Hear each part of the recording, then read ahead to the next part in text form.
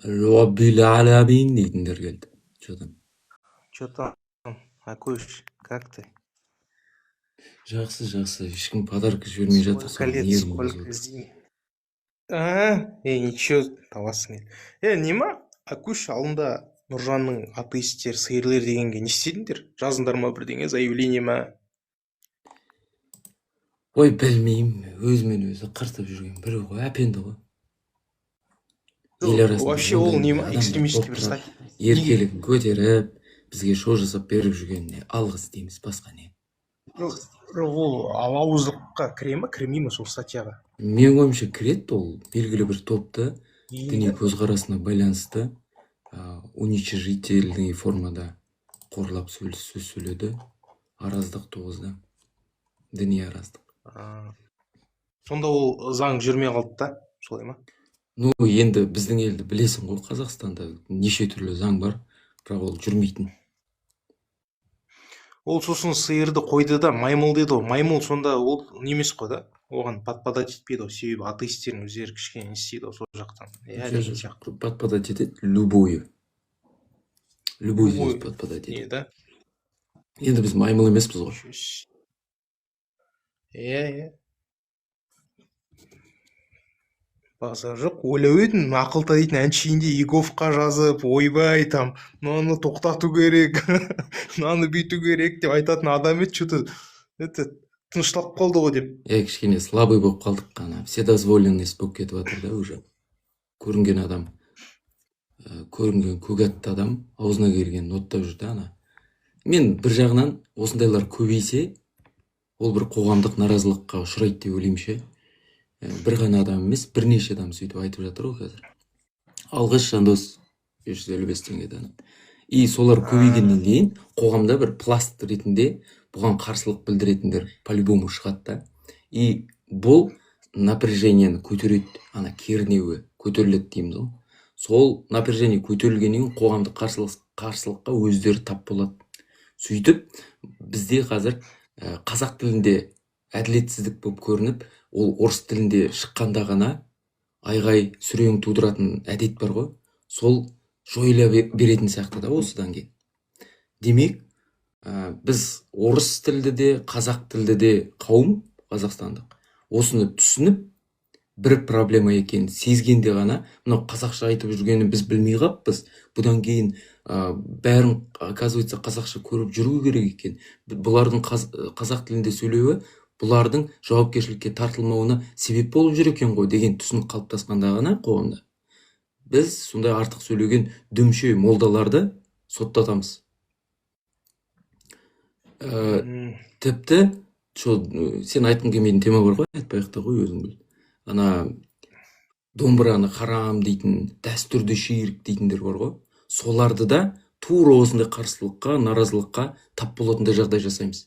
Біз атеист, тәңірші деп бөлмейміз. Біз қазақ па, қазақтың болмысын, дүние танымын, тарихын, дәстүрін сақтап қалу жолында өзіміздің болмысымыз үшін күресеміз. Енді қара, атеисттер қалай ойлайсыз, не үшін андай нені дамыта алмай жатыр? Мысалы, ЛГБТ анау мыналарда баяғыда болды ғой, андай пресс-конференцияларын жүргізіп жүрді, адамдар жинап жүрді. Бірақ атеисттер ондай жоқ сияқты ғой да Қазақстанда.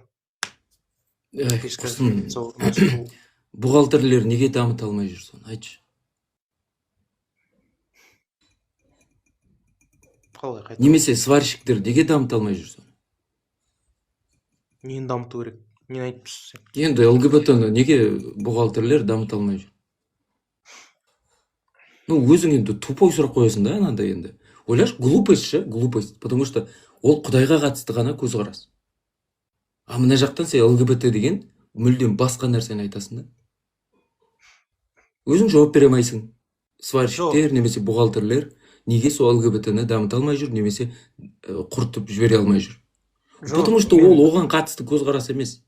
Жоқ, мен саған конференция ретінде тіркелу соны айтып отырмын. То есть атеистердің бір өздері бөлек бір көзқарастарын айтып, талдап болады ғой, форумда. Атеизм идеология емес. Атеизм идеология емес. Сондай бір өздерінің айтамын да.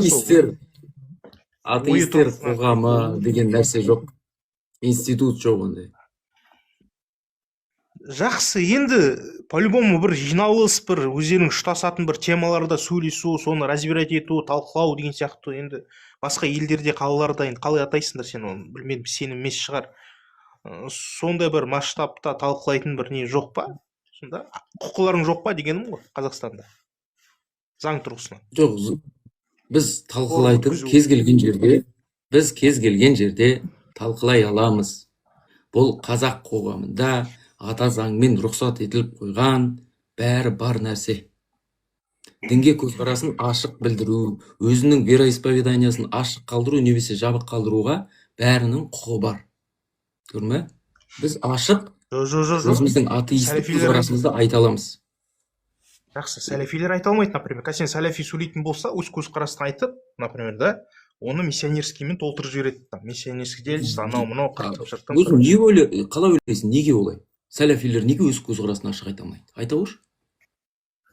Соны білмей тұрмын, сен заң тұрғысынан кішкене хабарың бар ғой, сен сұрайын дегенім атеистер сол. Жоқ, сен білмейсің ба сонда сәләфилерге неге аузын жауып жатқанын? Сол білмей тұрмын, иә. Мен саған түсіндірейін онда. Мынау жақсы сұрақ. Брат задал один очень хороший вопрос. Кул-хуахат. Короче, былай ғой, Абу Хузейма. Сен оны білесің. Просто қазір тупить етіп отырған сияқтысың. Жоқ. Ол мынадан. Сәләфизм деген, Абу Хузейма, сен дұрыс жолдасың негізі. Исламдағы Құдайға сенем десең, сен негізгі жолдасың. Сен анау батыстық философияны алып келіп, басқалар ұқсап, кефирлердің философиясымен Құдайды тану, Құдайды ақылмен тану дегенге бас қатырмайсың. Себебі саған солай бас қатырмаңдар деп те айтып кеткен. Пайғамбардың өзі айтады. Құдайдың сипаты туралы ойлаңдар, өзі туралы ойланбаңдар дейді. Адасасың дейді.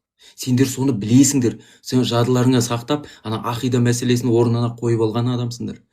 Бірақ ислам до того негізі деймін да, фундаменталдық ислам, оны молда кеңдерді айтады. Фундаменталдық ислам настолько қоғамды ірітуші болып көрініп отыр қазір. Сол үшін қалай деструктивный болып көрінеді. Сол себепті біздің билік сәләфилердің айтқысы келгенін айтып, оңды солды ұят-бұятты қарамай, дәстүр-мәстүріңді қарамай, бүкіл идеологиясын таратып жүргеніне қарсы. Потому что исламның негізіндегі сәләфтардың жолы ол деструктивті. Как бы тебе это, объяснить? Ол коммунизм сияқты қауіпті мысалы. Коммунизмде де өздерінің пайғамбарлары бар. Өздерінің жаңағы құдайлары бар, абсолют күштер бар. Олар тіпті тышпайды дегенге сенген. Ата-бабаңнан сұрап көрші өзің. Анау Сталин өлді деген кезде сенбей бәрі деген ананы көруге ұмтылып 100 шақты адам қаза тапқан. Москвада, Кремльде. Міне тура осындай культтық кез келген идеология культқа айналдырып жіберсең, ол қауіпті болып шығады. Тіпті демократияның өзін культқа айналдырсаң қазір, қаупі орасан зор. Левак пен левачество деген Американың қозғалыстарын білесің өзің. Сол себепті сәләфилерді қазір сөйлетпейді біздің билік. Сен оны Алладан безген, Құдайдан безген деп түсінуің мүмкін әрине. Бірақ ол қоғамға деструктивті әсерін беретін идеология. Жақсы, ақылтай қарашы. Біздің Құдай тағаланың сипатына қатысты, мысалы, сеніміміз кого это должно колышет? Например, мен қазір Құдайды аршта отыр десем, мына жерден радикалдық бір көзқарас туындап қала ма? Қай қазаққа Аллах тағаланың көкте дегенім, аршта дегенім бір зиян кетіп жатыр, зиян тиіп жатыр.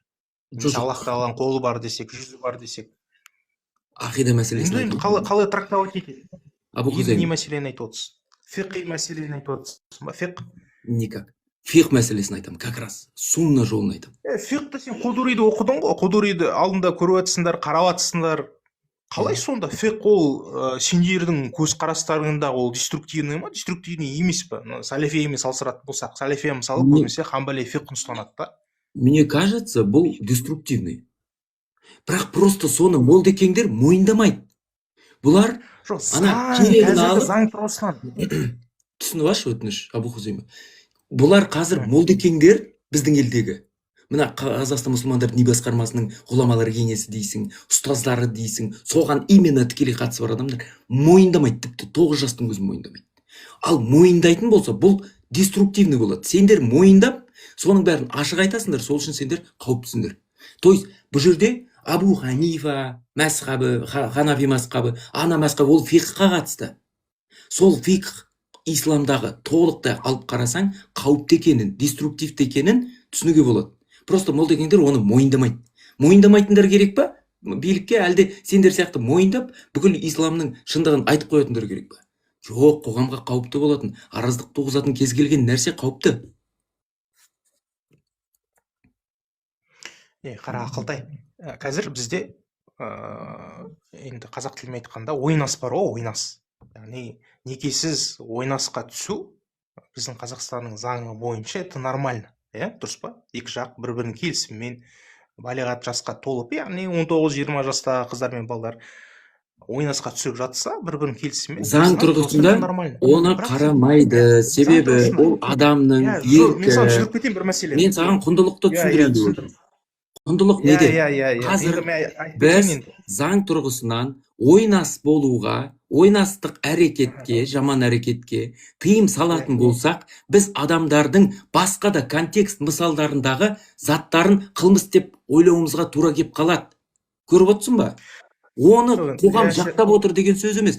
Қоғамның сол үшін мына моралі, педагогикасы, дидактикасы, ғылыми негізде түсіндіріп, оның дұрыс емес екенін, ана бейберекет жыныстық өмір сүру дұрыс емес екенін дәстүрмен, қоғамдық моральмен, ана түсініктермен, кітаптардағы ана идеологтардың жазып отырған тәрбие көздерімен оны жойғымыз келеді. Ол дұрыс емес екенін айтамыз. Ол үшін бізге арабтар келіп идеология айтқаны қажет емес, міндетті емес. Түсінесің бе? Жоқ, Ақылтай, мен саған оны айтып отырған жоқпын. Мен саған мына мәселені просто қияс қылып отырмын да. Қараш, қазір біздің заңнама бойынша, конституция бойынша екі жаңағындай жасөспірім 20-21-дегі мысалы ойнас қылатын болса, ол заң бойынша это нормально. Бірақ сен былай айтатын болсаң, екеуі ойнас қылды ма, бітті. Так, дүре соғамыз десе, ол уже радикально қарайды заң, дұрыс па? Заң оны радикально қарайды ғой. То есть жазасы осылай деп қазір қауымның алдында, қазақтың алдында осылай видео сабақ тарататын болсаң, сені сразу айтады, сен что-то не деп жатсың. Жақсы, келсейін. Радикалды деп айтады екенбіз, шынымен, ол рас. Бірақ, мына қараш, егер шын мәнінде сол мысалды алып келейік. Біреу ойнас қылған үшін 80 дүрема, 100 дүрема соғып жатса. Енді ойлаш, сенің қоғамдық рухани тәрбие көздерің қайда? Оның алдын алатын балаға жастайынан ана мықты болуды, ана жыныстық безалаберный өмір сүрмеуді, ана ғылыми жолмен де одан неше түрлі ауру жұғатынын айтып жатыр да, оның бәрі не үшін сонда? Сендерде ми жоқ деген сөз ба сонда? Ана жануарлар сияқты, мен жазаласа істемеймін, жазаламаса істей беремін деген сияқты ше. Не үшін ми береді саған, айтшы? Не үшін сен ойланбайсың оның жаман екенін? Саған тіпті бар ғой дінде суды отырып іш, суды тұрып іш деген әңгімелердің өзі айтылып кеткен да. Бұл енді арабтардың сол замандағы тәрбие құралы болғанының көрінісі емес па? Соншалықты институционалдық, концептуалдық тәрбие көзі жоқ болғанның әсері осы емес па? Әсері болғанның өзінде ол хубалдың ілімі деп, оның бәрін жойып тастап, бұттардың бәрін жойып тастап, с нуля жасаймыз дегеннің амалы осы емес па? Былайша айтқанда, жануарды адам кейпіне келтіру үшін жасалған нәрсе да бұл. Бірақ ол өзге өркениеттерге, тәрбие көздеріне өшпенділік қана. Оларды жою, оларды мойындамауға кеп тіреледі, Абу Хузайма. Ми не үшін берілді саған, айтшы? Егер сен бәрін жаңағы жыныстық қатынасты мысалға немен ғана тоқтататын болсаң, жаңағы қамшымен ұру ма, немен ұру? Шыбықпен ұру сендерді. Жоқ, Ақылтай, сен мына мәселені ұмытып тұрсың да, ол қандай? Ертең мысалы Қазақстан дейікші, ойнасқа бір определенный конституциялық заң шығарса, то что оларды 3 ай қамау керек деген. Сен қарсы келе алмайсың, дұрыс па? Ол заң қабылдамас бұрын радикально көрінуі мүмкін ондай жаза. Бірақ заң қабылданса, ты никуда не денешься, қайда барасың, сен Қазақстан азаматсың, бағынасың сол заңға. Жоқ, ату Абу жазасын Хузейма, ол берсе былай. ертең коррупцияға. Абу Мысалы сен Хузейма. үшін айтып кетейін, мысалы қазір бір коррупция жасайтын болса, сол қылмыспен түсіп қалса, мысалы Қытай жақтарда атады да. Сен үшін ол заң, ол Қазақстан заңы емес, Қытайдың заңы. Сен үшін для тебя это дико, для тебя это радикально. Но Қазақстан сондай заңды қабылдайтын болса, саған ол нормально болады. Ты никуда не денешься, даже сен ол заңға дұрыс емес бүйтіп сөйтіп анау деп айтып көр, сені жауып тастайды. Өте Олай ма? дұрыс, өте дұрыс. Енді солай. неге Енді не істемейсіңдер? мен жауап берейін да. Сол Енді қарамайсыңдар. жауап берейін да. Қара, сенің заң туралы түсінігің исламға қатысты ғана екенін көріп отырмыз. Ислам бойынша заңды жоғарыдан төменге қарай міне деп біреудің прихотымен немесе біреудің ойлай салуымен заңды шығара салады. Бұл диктаторлық режимдегі заң шығару процесі. Бұл осы. Ал біз ұмтылып отырған демократиялық құндылықтар дегеніміз заң жоғарыдан төмен емес, заң төмендегі халықтың мұқтажын әділдікке деген сезімін арттыру үшін, әділдікке жету жолындағы құштарлығын моральға алып келіп, оны дәстүрге айналдырып, ол дәстүр арқылы заң тұрғысына шығару, заң деңгейіне шығару. Біз қоғамның қажеттілігі үшін ғана заң жұмыс істеу керек деп есептейміз. Заңды диктаторлық режимдер, диктаторлар отырып алып, жоғарыдан төмен бере салу, және төмендегі халықтың спросынсыз, олардың ойлауынсыз, олардың талқылауынсыз жүргізбейміз деп айтасыңдар. Мысалға қараш, заң шығады, заң жобасы болады ол. Міне демократиялық құндылық. Заң жобасы бірден бір депутат мәжіліске барып айтқан кезде осы мәселені қоғам талқысына салады. Қоғам талқысына салды ма, ол қоғам қалай қабылдады, неше түрлі мақала, мониторинг, общественное мнение деген нәрсе болады. Сөйтіп петициялар жарияланады, сөйтіп адамдар қарсылығын білдіреді, немесе оған қуанышты болып қолдауын білдіреді. Сөйтіп адамдардың талқылауынан шығатын нәрсені барып, мәжіліс заң жобасы ретінде түзерін түзеп, күзерін күзеп алып келеді. Содан кейін не істейді? Мына екеуден бөлек сенатқа беріледі. Сенаттың депутаттары бөлек қарайды оны. Сенаттың комитеттері бар, мәжілістің комитеттері бар. Бір-біріне қайшылығын Грузиядағыдай, өркениет елдеріндегідей мысалға бір-бірімен айғайласып тұрып, бір-біріне сөз тигізіп, тіл тигізіп тұрып, айғайласып тұрып талқылайды. Солай шығады. Содан кейін сенат, одан кейін президентке жіберіледі. Президент оны өз атынан, президент әкімшілігі бар, қарасты. Президент жалғыз өз шешім шығармай, кәдімгі власть имеющий, жоғарыдағы адамдар, тұлғалар, эшелондағы адамдар, оның қаншалықты біреудің мүддесі емес пе екен, біреулерге қатысты интерес қорғайтын заң емес пе екен деген сияқты түсініктерді алып, оның теріс жақтарында салыстырып, салғастырып барып, заңды шығарып береді халықтың өзіне. Бұл заң дегеніміз халықтың игілігі үшін жұмыс істейді. Заң халықтың дәстүрі, мировоззрениесі, дүниетаным туралы нәрсе. Ал сендерде ислам бойынша заң, ол Мұхаммед пайғамбар бүйтіп кеткен, демек бүйтеміз деген нәрсе ол. Болды. Заң сендерде сондай. Сендерде заң емес, сендерде ереже, сендерде бұйрық, жоғарыдан төменге түсесің, істемесең өлтірем, істесең мен сені вознаграждать етем деген. Бұл. Сен қазір қаяқтың заңын айтып отырсың, красиво поешь былай айтқанда да, бірақ практика келгенде қай елдің заңын көрсете аласыз? Осылай өтіп жатыр, халықтың мнениесін тыңдап жатыр, халықтың мнениесін ескеріп жатыр, халықтың айтқанынан кейін бұл заң қабылданып жатыр. Әкеліп берші маған. Қаяқта айтып отырсың? Қазақстанда отырсың ба? Қазақстанда отырсың ба? Иә, енді мысал келтірейін. Әкеліп берші. Қазақстанда айтып отырсың ба? Иә, проблема бар. Бізде проблема бар. Енді мен түсіндіріп берейін саған. Мысалды айтайын да. Мысалға Бишімбаев деген бұрынғы министр парақорлықпен ұсталып, бәленбай жолға сотталып, одан кейін 1 жылдың ішінде УДО-мен шығып кеткен адам еді. Енді сол Бишімбаев деген адам қоғамға қауіпті адам екенін біз көрдік. Қай кезде? Ол Салтанат деген екінші ма, үшінші ма әйелін ұрып өлтірген кезде. Заңсыз некедегі әйелін ұрып өлтірген кезде. Хотя оған дүмше молдалар некелестіріп қойған. Енді қара, заңсыз некедегі әйелін өлтірді деп, ол айыпталғаннан кейін, оған 24 жылға қоғамнан оқшаулады ма? Ол оның жазасы ма? Енді оны алдықта салтанат заңы деп шығардық. Салтанат заңы қазір в действие. Ол Тоқаевтың өзі қол қойған зорлық, зомбылыққа қарсы әрекет деятельностер. Демек, оның жазасы қатаңдайды. Демек, оның жазасы қатаңдап, қазір әйелін ұрған адамда жаңағы бұрынғыдай әкімшілік, құқық бұзушылық кодекс емес, басқа емес, штраф емес, ескерту емес, оны міндетті түрде 15 күнге қамауға алады. Одан кейін істің ауыр жеңіліне байланысты оны қылмыстық кодекстің баптарына сәйкестендіріп, оны солай саралайды. Сосын оны этапировать етіп, уже әкімшілік сот емес, қылмыстық сот қарайды оны. Мысалға, мамандандырылған ауданаралық мынандай соты деп келген кезде, оны басқа сотқа береді, басқа сот өз құзыретінде қылмыстық қудалау процесін жүзеге асырады.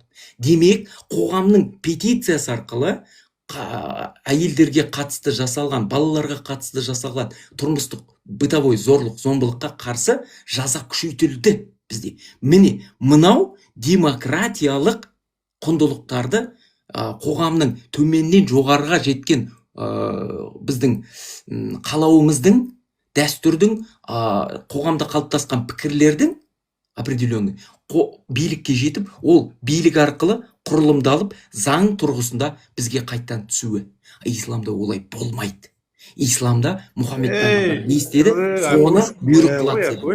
Исламда деген сен қазір жаңа айтып кеттік қой, ойнастың салын, немесе там әйел адамды соғу, немесе там әйел адам күйеуді соғу деген сияқты оғанда да қарастырған. Оны қазылар кәдімгідей әкеліп қалдайлар шешеді. Не істедің, не қойдың, бір жерін ауыртсаң түйені беру, бір жерін ауыртсаң мынандай түйе, оның жазасы мынандай, как бы моральный ущерб деген бар.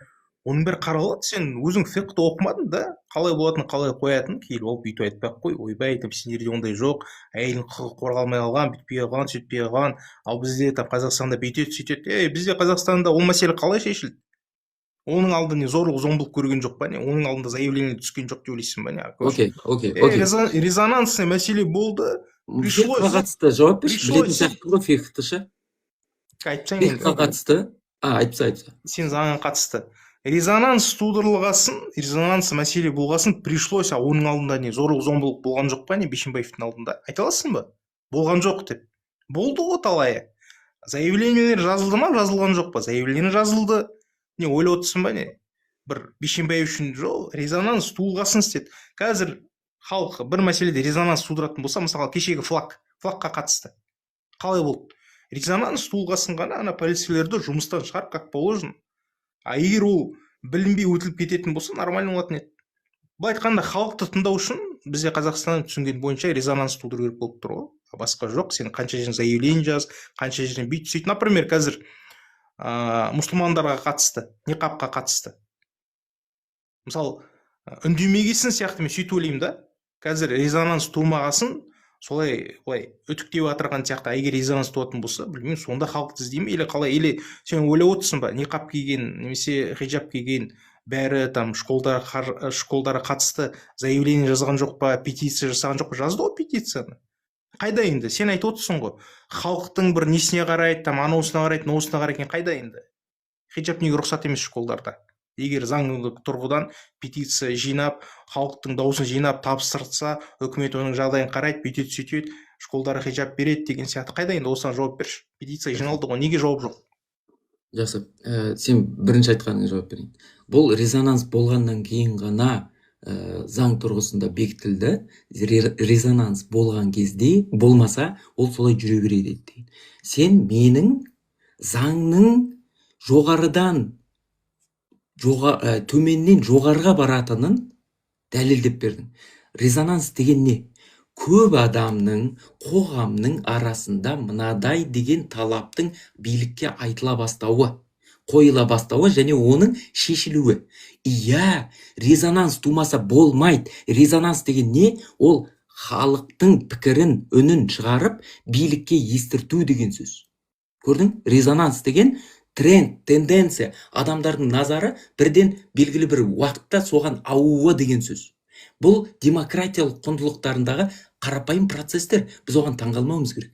Енді, сен сонда мектептерде хиджабпен жүруге резонанс туғызып, мұсылман ата-аналар қызын мысалға хиджабпен жүруге хат жазды ғой, сондай резонанс туды ғой, неше түрлі жиналыс өткізілді, ата-аналар көтерілді деген сияқты әңгімелер айттым да. Енді қара, резонанстың бәрі қоғамның дамуына себеп бола бермейді. Біреу шулай кетсе, оныкі дұрыс деген сөз емес. Көрдің? Демек, қоғамның дамуы үшін, елдің бірлігін сақтау үшін, тұтастай ұлттық идеологиямызды, осы болмысымызды қалыптастырып, сақтап қалып, оны уақыт өте келе жаңғыртып отыруымыз үшін біз керек нәрсені басымдық беріп, керек емес нәрсеге қоя тұрып, немесе нейтральный болып тұрған, пока что қоғам қабылдамайтын нәрселерді біз нейтральный позицияда қалдырамыз. Мысалға, хиджаб. Мысалға, ақшта ешқандай проблема жоқ, хиджаб киеді. Бала болсын, қыз, жаңағы балалық деңгейдегі, иә. Бірақ Қазақстанда біз баяғыдан қабылданған дәстүрлі формадағы мектеп институтын қабылдадық. Мектеп деген не деп? Ол мектепте міне ережесі бойынша тақта тұрады.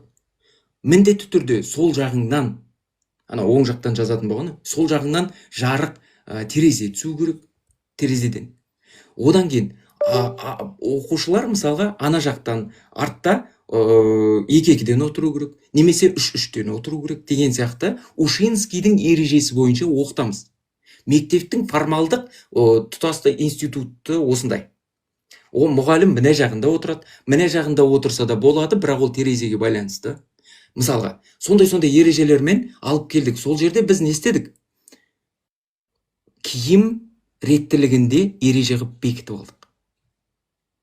Киім реттілігін ереже қылып бекітіп алғаннан кейін біз өзіміздің жаңа батыстық емес, басқа арабтық емес, қытайлық емес, ресейлік емес, өзіміздің құндылықтар бойынша мектеп формасын қарапайым және ыңғайлы, балаға ешқандай кедергі келтірмейтін практичность жағынан алып қарастыра бастадық. Ол не екен?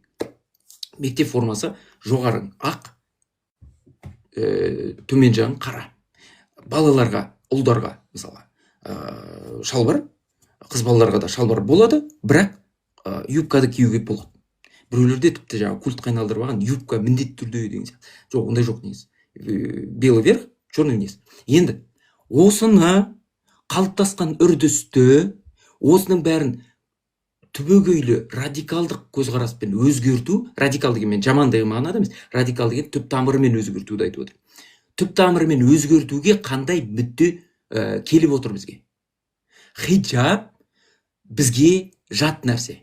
Хиджаб шыда. Микрофон жауып отыршы, мен аяқтап болайын, сосын сен де айтасың, мен сені тыңдадым уже. Хиджаб қазақта болмаған. Хиджаб қазақта болмайды да.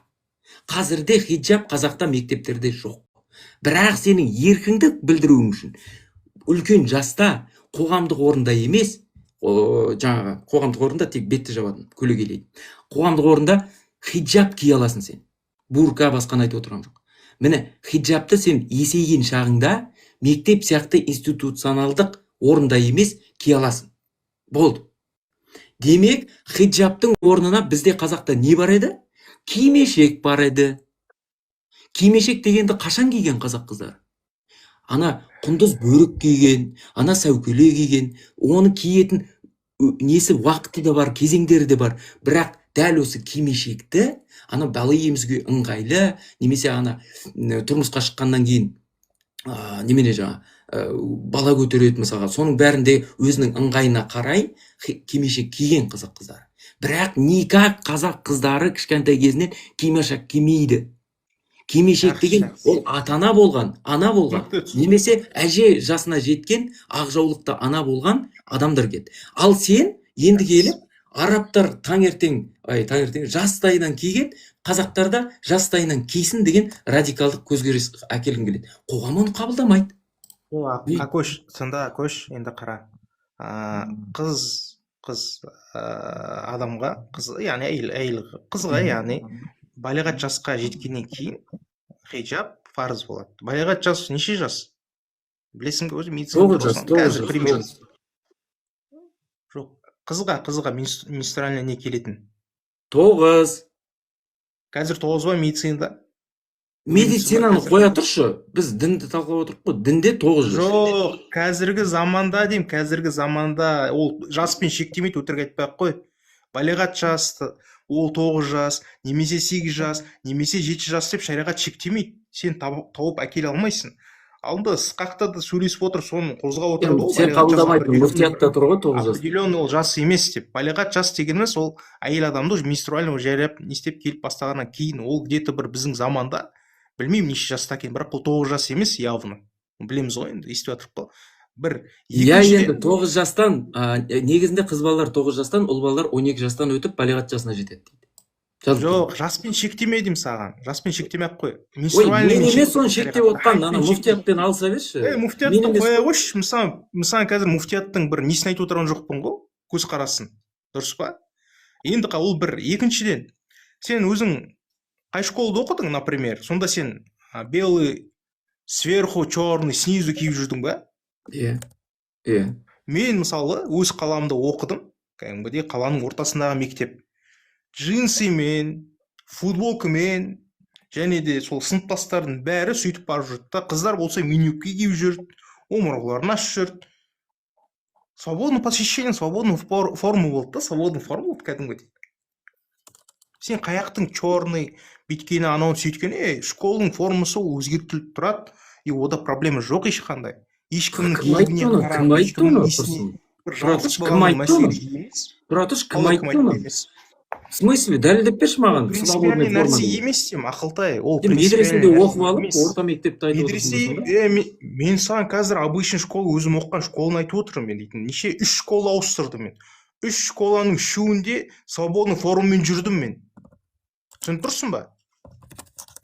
Әлде сенің заманыңда ондай болған жоқ па школа оққанда? Свободный форма деген понятие болған жоқ па не ақылтай сенде? Мектеп формасы. Қазір емес, бұрында деймін, бұрында. Бұрыннан сондай бізде. Свободный. Мен өзім оққан мектепті білем ғой. Форма деген болды ғой, көш. Мен мектепті білем ғой, өзім барып жүрген. Мен қайда оқыдым, қорада оқыдым ба не?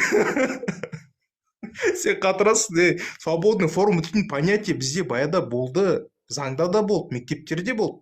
Қазірге білмедім енді мен мектепте. Бір шама жыл болды ғой. То есть мен саған нені доказать етіп келіп тұр? Бұл мәселе принципиальный мәселе емес. Ойбай дейтіндей, жат дейтіндей. Сонда не, баяғыда джинсы, футболка жат болды, радикальный болды. Қазір заң свободный форманы рұқсат берген нені алып келші, Әсет. Кім еді ана? Мектепті алып келші. Мен сол мектепке хабарласайын қазір. Давай. Какой стати сендер білім жаңа оқу ағарту министрлігінің ана бекітілген бұйрығына қарсы шығып отырсыңдар деген. Мен ол дейтін кәдімгідей. Сен қай жылдардың әңгімесі білесің ба ол? Қай жылдар емес? Алып келе аласың ба? Алып келе аласың ба? Әкеле алам. Давай. Атыраудағы 15-ші мектепті көр. 15-ші мектептегі Абай Құнанбаев. Қай жылдарды көрейін? Так. Неше жыл бұрын ол деген, мен 9 оққанда, 8 оққанда, қай жылдар болды? Примерно бір... Атыраудың қаласында оқыдың ба? Айтып отырмын ғой, ортасы деп. 2000-дар сондай олар. Қара, 15 мектеп. Атыраудың өзінде тумағансың ғой да? Атыраудың өзінде қалай Атырау? Жақсы, ол жаңа мектеп формасын реттей алмаған бір замандар болған шығар, мен оның. Бірақ ол бар ғой. Демек ереже бар ғой. Бірақ ол мектептерінде бір жақтарда, бір замандарда ол болмай қалса, ол сол дұрыс деген сөз емес қой. Не үшін айтып отырсың? Акош, дұрыстап айтайын саған. Бізде мынандай класс болды, гимназия классы болды. Гимназия классы черный снизу, белый сверху болды. Ол гимназия классы деп аталды. Ал гимназия емес класстар свободный форма киді да. Бізде сондай түсінік болды. Енді мектеп ережесін мектептің өзі сақтамаған дальше. Жоқ, мектеп емес. Мектепте сақтайтын болса бәріне де не істейді ғой, айтады ғой. Мектептің администрациясы сақтамаған, ондай замандар болған шығар, дальше. Ондай заман емес, бұрын сондай болды деймін саған. Ол тек бір мектеп емес, Атыраудың бүкіл мектептерінде, кроме андай мектептер болды, гимназия мектебі деп аталады, 30 школа болды біздің жақта, авангард жақта ол, конечныйда. Ода енді андай бір гимназияда полностью школа гимназическая ма, сондай бірдеңе. Онда дейтін енді таңғалатын едік. Ой, сен қай жылғысың, жылғы? құрсын, білмеймін. Мен мысалы 89 жылғымын. Мен мектеп оқыған жасымда міндетті түрде туфли, белый верх, міндетті түрде болатын. Біздің кезде даже бар ғой, ана оказывается, батыста менталитетінде ана үйді бүйтіп тазалап жүретін фартукқа ұқсайтын бір мектеп формасы бар ғой. Соны да қыздар киіп жүрді ғой біздегі. Білесің ба, мен суреттерді алып шыға аламын мектептегі. Ой, сен ана неден архивтерден қара, онда ютубта нелерде андай приколдар түсірген, нелер түсірген, баяғыдағы Nokia-ға түсірген вайндар бар ғой. Сол школдарда қара, балдар қандай киіммен жүр школдың ішінде. Сен содан анықтап біле аласың даже. Немесе жаңағындай Жоқ, айта қойшы енді, айта қойшы. Мектептегі негізгі қандай киім кию керек, мектеп ережесін қазір біз ұстанып келеміз, ол дұрыс деп келеміз. Оны сендер өзгертуге тырыссаңдар, во имя арабов, что ли? Арабтың дәстүрін алып келіп мектепте жүруіміз керек па? Мен саған айтып отырмын, то, что ол школьный форма дейтін мәселе принципиальный болған жоқ ешқашан. Мысалы, өзімнің заманымда біз неменесіне онда дене шынықтыруға дышы деп, ана киімді алып келіп, ана раздевалкада өмір сүріп, ана ақ киіп, ол киіп келгеннің терлеп, одан кейін ағайымызға айтып, ағай дышы сабағын, соңғы сабақ қылыңызшы, біз терлеп, теріміз қатып қап ауырып жүрміз деп айтып жүрген, біз қуамыз ба сонда? Біз не айтып жүрміз сонда? Алматыда білмеймін сендерді қалай істеп қалай қойғандарыңды, бірақ бізде Атырауда Алматы емес, Мойынқұм, Жамбыл облысы, Абу Хузейма. Білмеймін Мойынқұм ба қаяқта оқығаныңды, бірақ біздің кезде, біздің заманда любойын тарттырмын да, сол 90-нан төмендерді. Жоқ, тұра тұршы, сен сол өзің барған, өзің өмір сүрген ба, сол Йемен жақтағы қыздардың формасы дұрыс, бәрі жабынып жүру керек деген әңгімені айтып отырсың ба сонда? Қазақтарды, қазақ қыздарының тарихын қайда қоясың, айтшы? Мен саған 100 жыл бұрын қазақтар қалай өмір сүрген, тұрмысы қандай болған деген алып келейін ба суретін?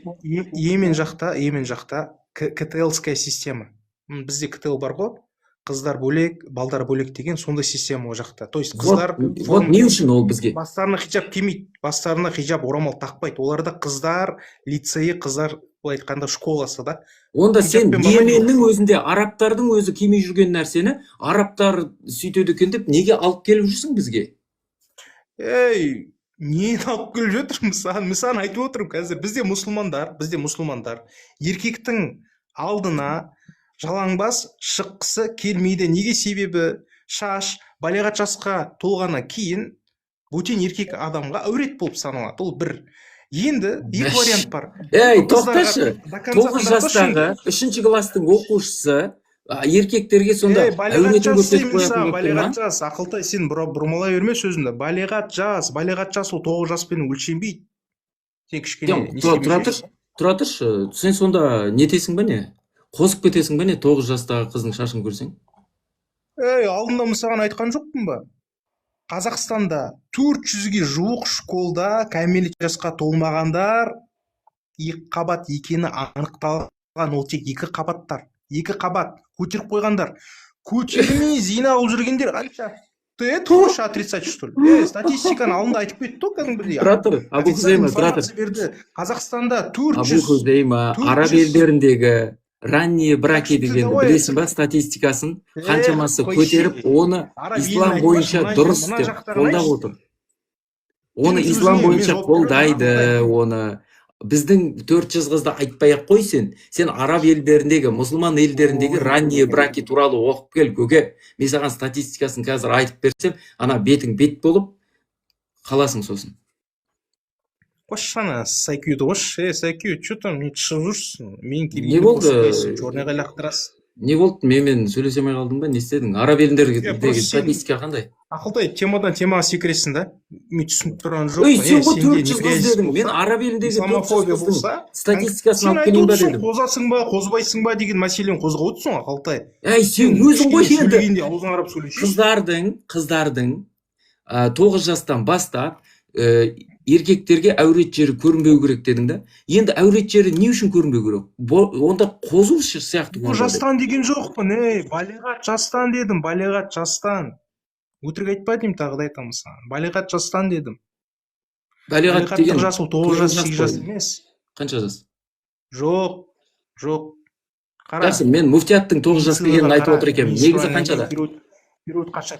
Муфтият айтпай ақ қойшы маған, кім? Жақсы, айтпаймын. Муфтият айтпаймын. Араб елдерінде 7 жастағы қызда, жоқ маған. 7 жастағы қызда Араб етек кіріп қалса, ол уже жабынуы керек па? Бізде Қазақстанда 7 жастағы қызға бізде етек кіріп қалса, ол жабынуы керек Ой, па? но Абу деген. Хузейма?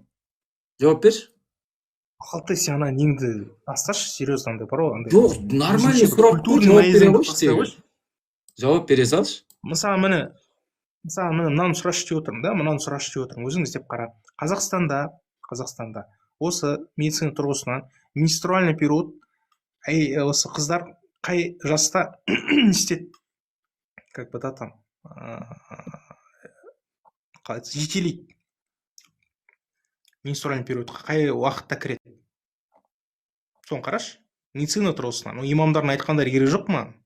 Басталуы, 9 жас деп айтылады. 8 жас. Неше жасты қара. Қайда оқышеш енді? Немене? Нені оқиын? Оқышеш медицина тұрғысынан қалай қаралады деп. Менструальный периодқа қашан істейді? Цикл когда начинается? В Казахстане. В Казахстане? Енді Әр елде әрқалай басталған не? Енді мысалы сен қазір орыстардың қыздарын көр, қазақтардың қыздарын көр, екі жасты салыстыра алмайсың бір-бірімен. Орыстардың қыздары более андай не да, физически тұрғыда кішкене бітімді, чем қазақтардың ашық анық қой. Қара. Репромед деген сайтта первые месячные в норме приходят с 11 до 14 лет. Тағы біреуінде EOS KZ месячные. Что это такое? Простыми словами дейді. Менструальный цикл начинается с первого дня выделения и в среднем длится от 24 до 38. Котекс.ру деген бар екен. Месячные у подростка дейді. Менархия, средний возраст, начало первой менструации 12-13 лет дейді. Вот, 9 жас емес қой. Әртүрлі енді көзқарас. Вот, шариғат жаспен ешқашан шектемейді. Шариғат сол менструальный периодқа егер жетелсе қыз, сонымен өлшейді да. Ал сен енді білесің қазір школдарда сол шама жастағы қыздар кәдімгідей ойнас қылып жүргендерін факт ретінде анықталған. 11 класс, 18-ге толмағандар ғой былай айтқанда. Көтеріп қойып жатыр. 400 қыз көтерді. 400 қыз көтерді.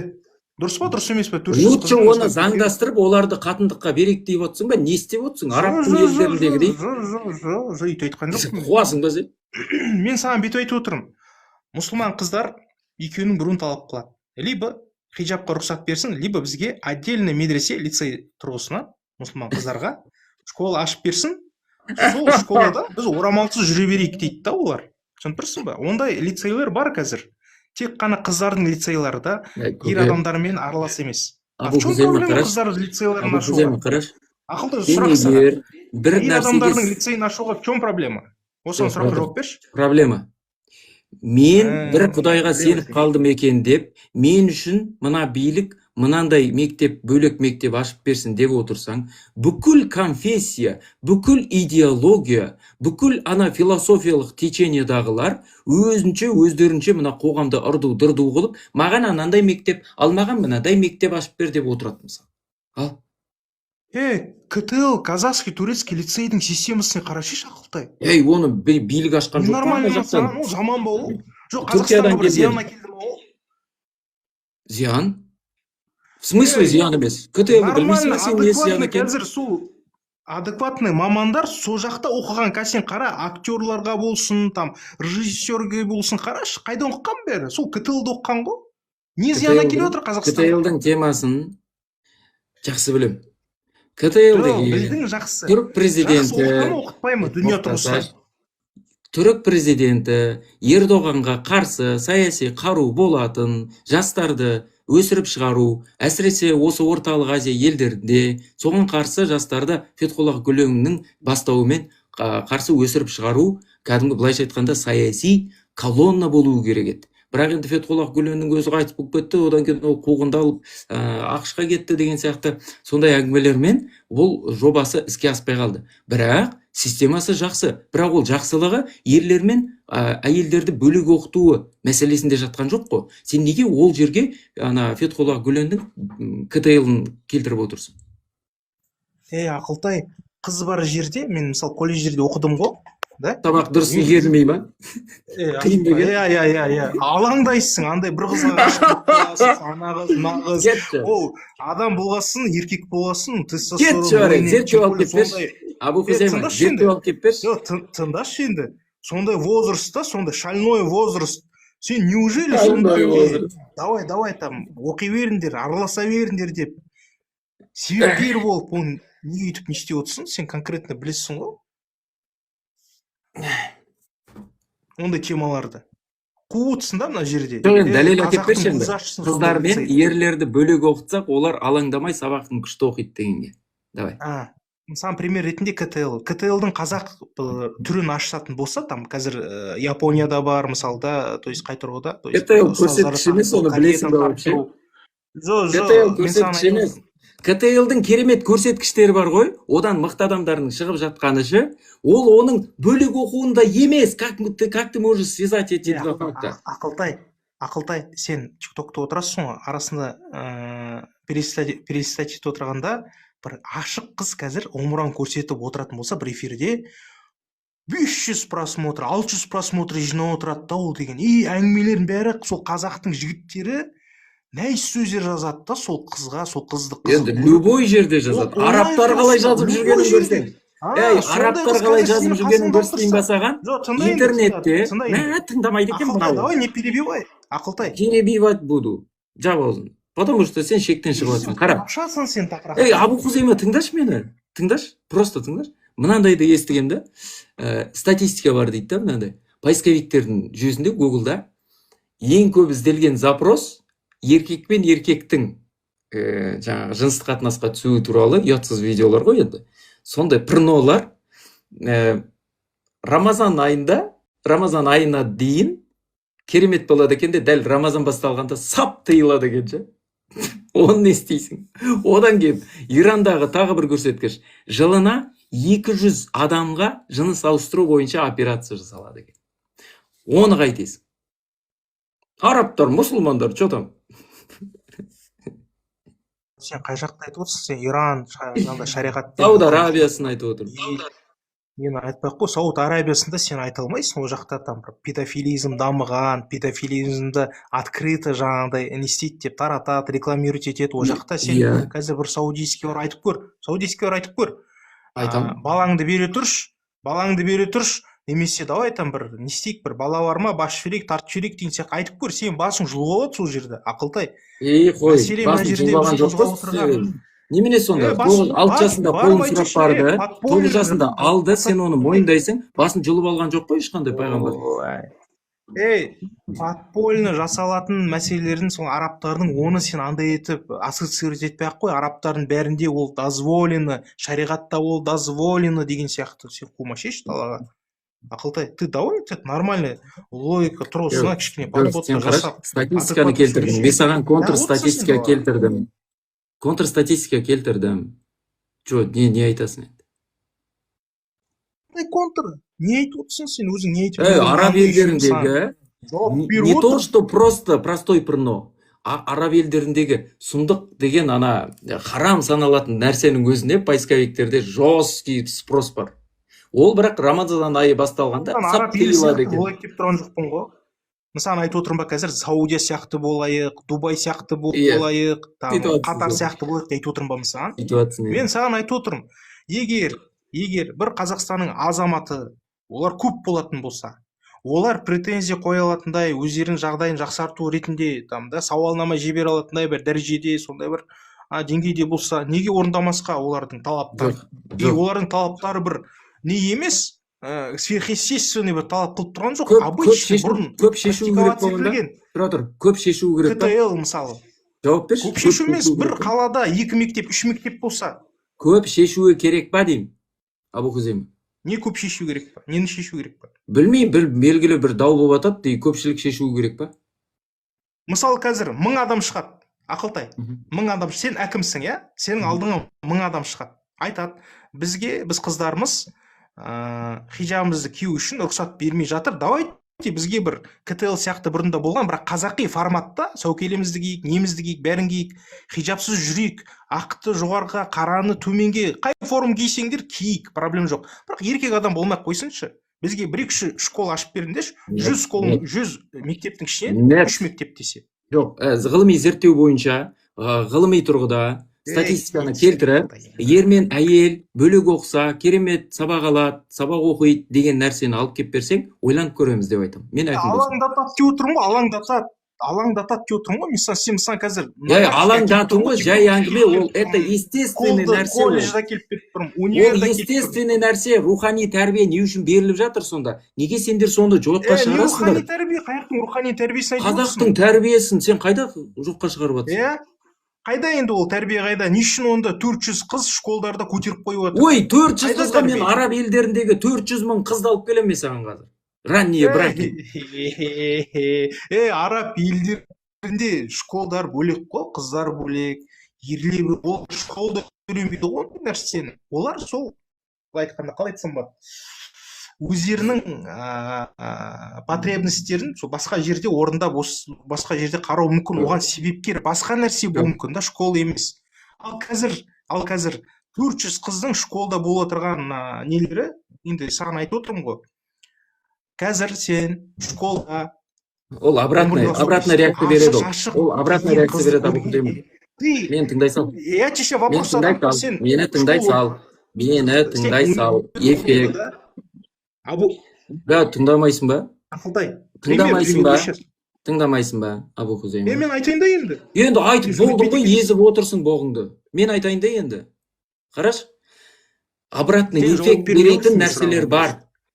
Обратный эффект беретіндер бар, Абу Хузейма.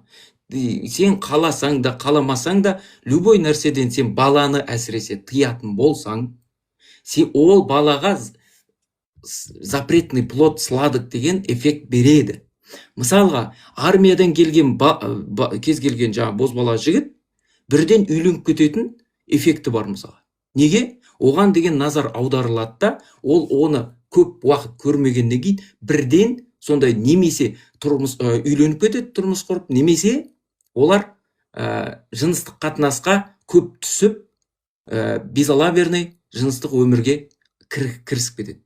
Бұл бір. Екіншіден, әйелдер немесе еркектер деп қабылдайтындай мектеп оқушыларына олай қарау, ол аурудың белгісі, ол ақаудың белгісі.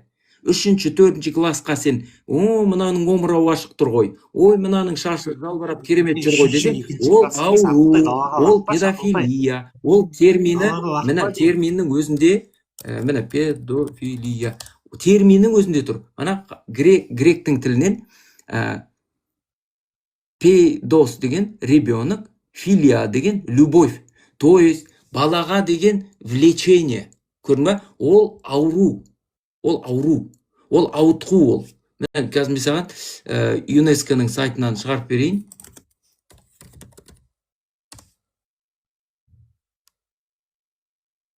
Қалтай сен далаға лақпа деймін, жаңағы 400 қыздың бәрі сол педофилдерден зақым келген ба, әлде кәдімгідей бір-бірінен зақым келген ба? Сен соған жауап берші. 400 қыз школда кәдімгідей. Мен араб елдеріндегі контр статистика келтірдім емес па? Соған байланысты айтып отырмын. Тасташы, мен сен Қазақстанды айтып отырмын, Қазақстанды сен айтып отырсың. Сен қалай школьницаға қозады деп айтып отырсың, сен вообще сен абсурд деп отырсың маған. Мен саған айтып отырмын, ондай факттар тіркеліп тұрған жоқ алдыңда. Школьниктер мен школьницалар ойнас қылып көтеріп қойғаны турасында. 400 Қазақстанда, ол бір жылда тек. Енді бұл ненің көрсеткіші? Бұл мектеп әкімшілігінің, немесе біздің қазақ қоғамының бұл мәселені дұрыс көтеріп, оны мен саған түсіндіріп отырмын.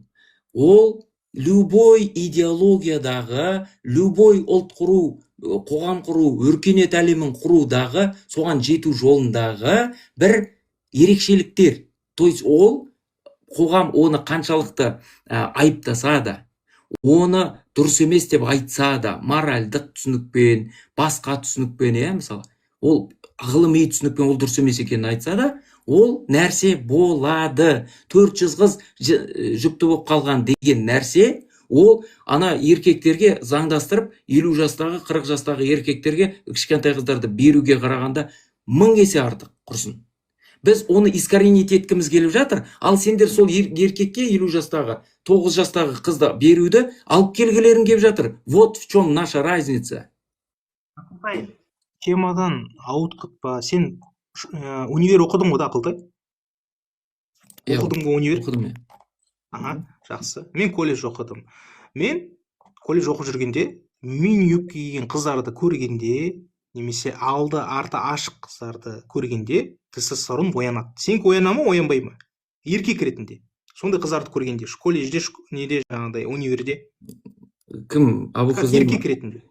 Абу Хузайма. Сұрақ саған. Мен саналы, есті, ғылым білімді мойындайтын, соны дұрыс деп айтатын, рухани тәрбиемде жоқ емес, мықты білімі бар, тәрбиелі адаммын. Мен ол туралы не то что ойлау.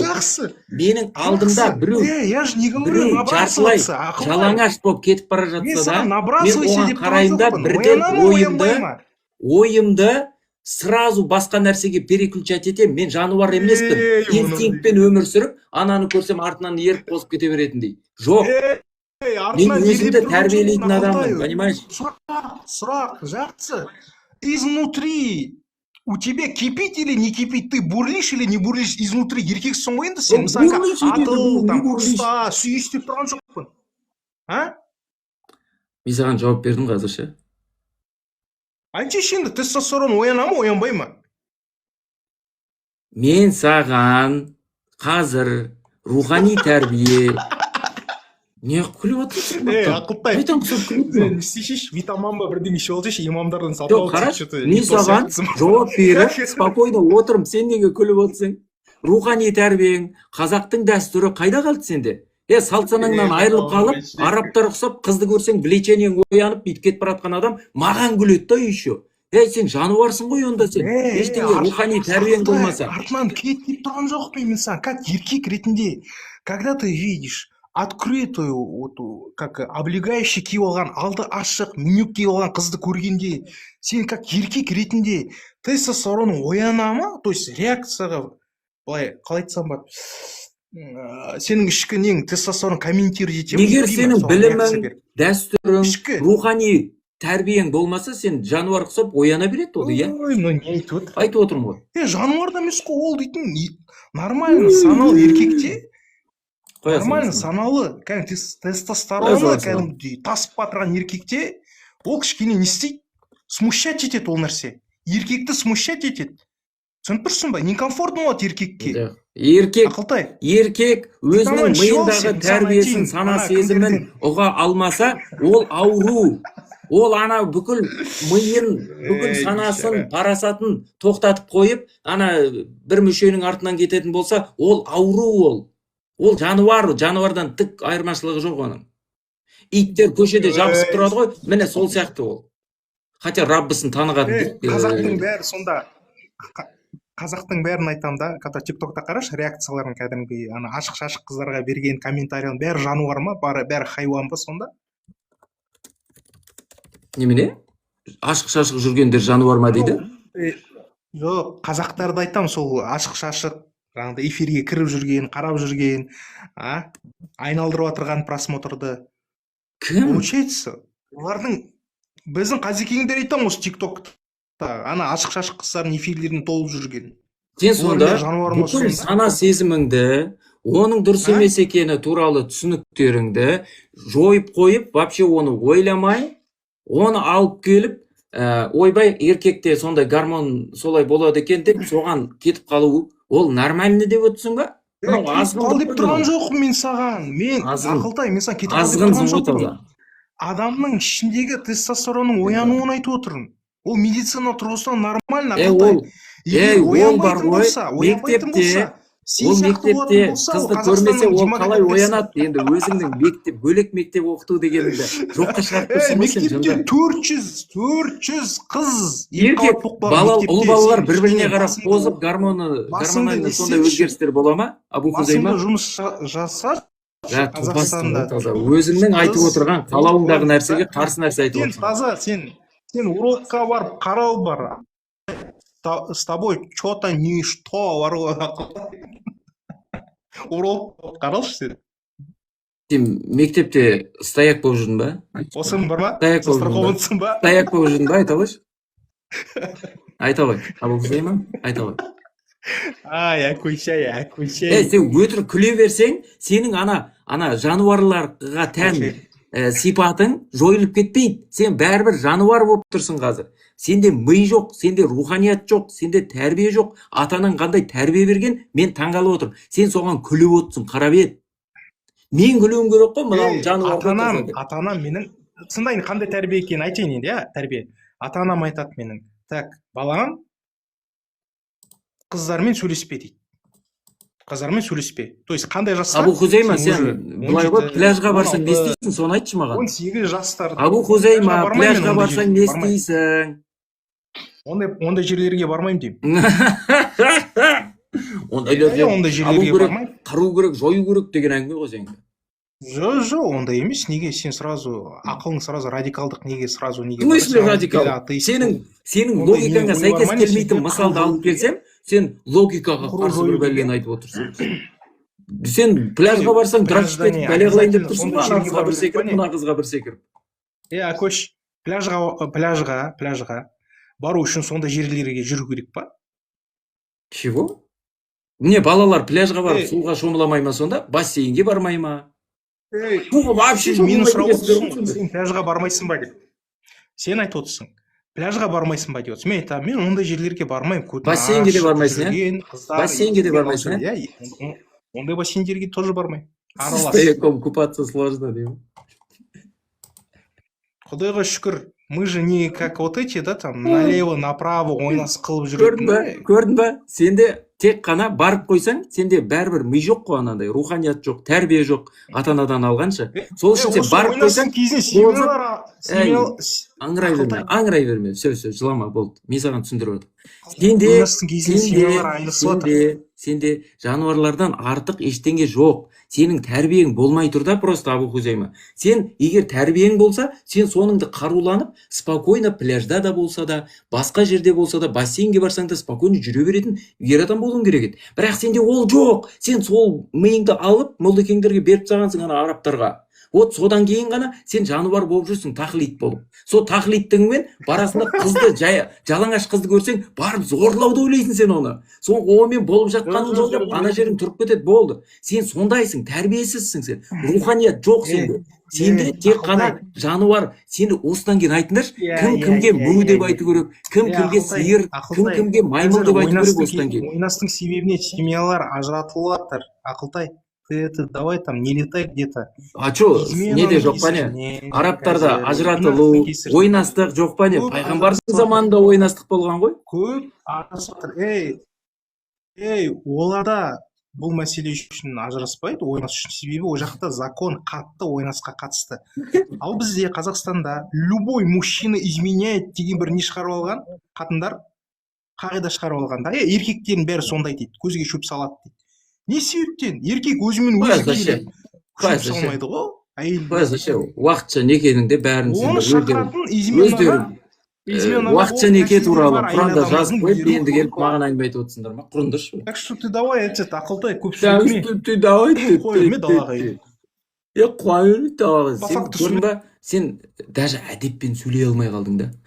Так что қойырме, біздің атырауда ештеңе бар.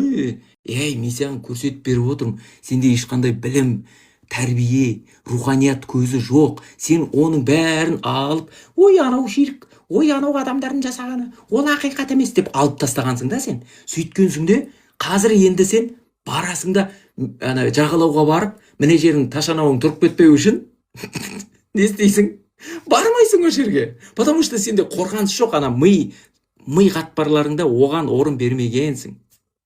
Қарап етсің ғой, қарап ет. Біз саған күлеміз, біз қарап саған жанымыз ашиды. Мына бауырымыз, мына қазақ бауырым, Атыраудың қай жерінен, геолог деген жерінен шыққан бауырымыз бұл ше. Оказывается, қазақтың ешқандай дәстүрін, қазақтың дүниетанымын вообще бәрін жойып тастап, өз миынан. Енді келіп, арабтарға беріп, арабтар сені жануарға қойған, ұятсыз қылығыңмен сен қазір пляжға бара алмай жүрсің да. Мен айтып отырғанмын саған, нудистский пляжға деп ше. Жалаңаш жүретін ше, полный. Ондай емес, кәдімгі киімі бар, бірақ енді жартылай жалаңаш та ол. Бірақ соған сен барамайсың да. Сенің дінің, сенің ана жат ағымың бар ғой, біздің Қазақстанда айтылатын. Сен сәләфитсің ғой. Сен соңыңа еріп кетемін деп, қазір бассейн, баланың қызық көретін ана неше түрлі аква бір нелер орталықтары, я, соның бәріне сен қарсы шығып отырсың да. Сен ол жерге барамайсың. Сен сияқтыларды просто либо қайтадан перевоспитывать етіп тәрбиелеу керек сияқты да. Әйтпесе просто кастрировать етіп тастау керек сияқты да. Білмеймін, мен басқа шешім жоқ бұл жерде. Либо қазақтың сол дүниетаным түсінігіне алып келіп қайтадан мынаны емдеп беру керек. Мынау қоғамға қауіпті нәрсе. Арабтарға ерем деп, анаған ерем деп, мынаған ерем деп, не деп кеттіңдер? Ұят емес пе құрсын? Қазақтың дәстүр